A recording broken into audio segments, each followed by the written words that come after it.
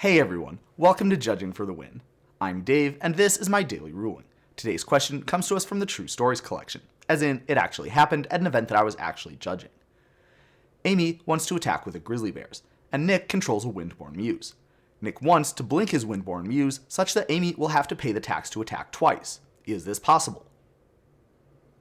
Okay, so this question gets a lot more interesting if you know, as the player who originally posed this question did, that this trick does work if you have a Leonin Arbiter. That is to say, if you were to flicker a Leonin Arbiter after someone paid the tax to search, then that player would have to pay the tax a second time in order to be able to search their library. Now, that's all well and good, but we also know, or at least most players would probably correctly assume, that this trick does not work with Thalia, Guardian of Thraben. There is no way to be able to blink a Thalia, Guardian of Thraben in such a way that someone would have to pay its tax twice. So what's the difference between these two situations, and which one is correctly applied to the ruling in the original problem statement?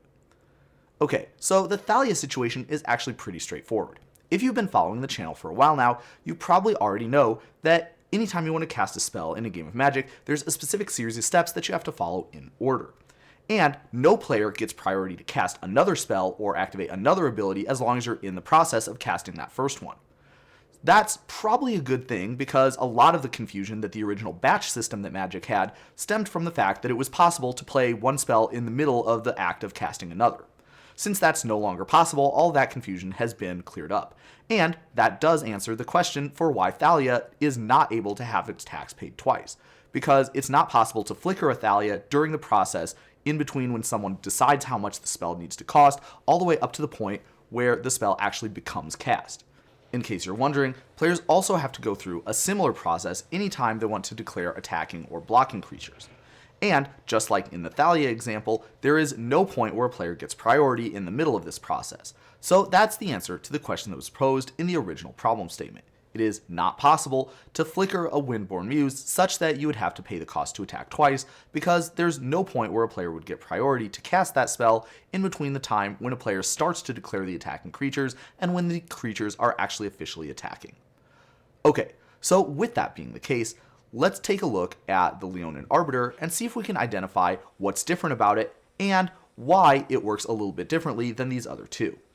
And the reason for that is because searching your library, unlike casting a spell or declaring attacking and blocking creatures, is not something that has a specific procedure associated with it. If a game instruction tells you to search your library, you would perform that instruction by picking up your library and starting to look through it.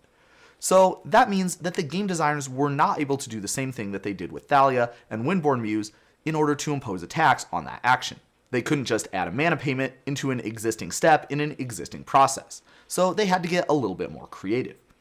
As you can see, the way that Leonin Arbiter actually works is it puts a blanket ban on any searching of library by any players. This works exactly the same as, for example, if there was a Shadow of Doubt or a Mindlock Orb, except that it has the extra option where a player can pay 2 to buy out of this effect. Now, if a player was to buy out of one Leonin Arbiter and there was a second Leonin Arbiter that entered the battlefield, well, both of those Leonin Arbiters have their own special discrete effect, and you would need a separate payment in order to buy out of the second one. That's important because anytime an object leaves a game zone, then it becomes a completely new object with no memory or connection to its previous existence.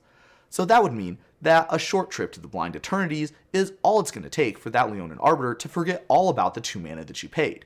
And when it comes back onto the battlefield, it will be considered a completely new Leonin Arbiter with a completely new ability that's prohibiting you from searching your library.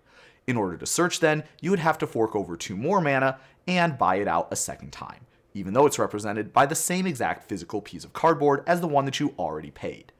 But that's all I have for you today. How did you do? Join me again next time for another daily ruling, but until then, I hope you have a great day.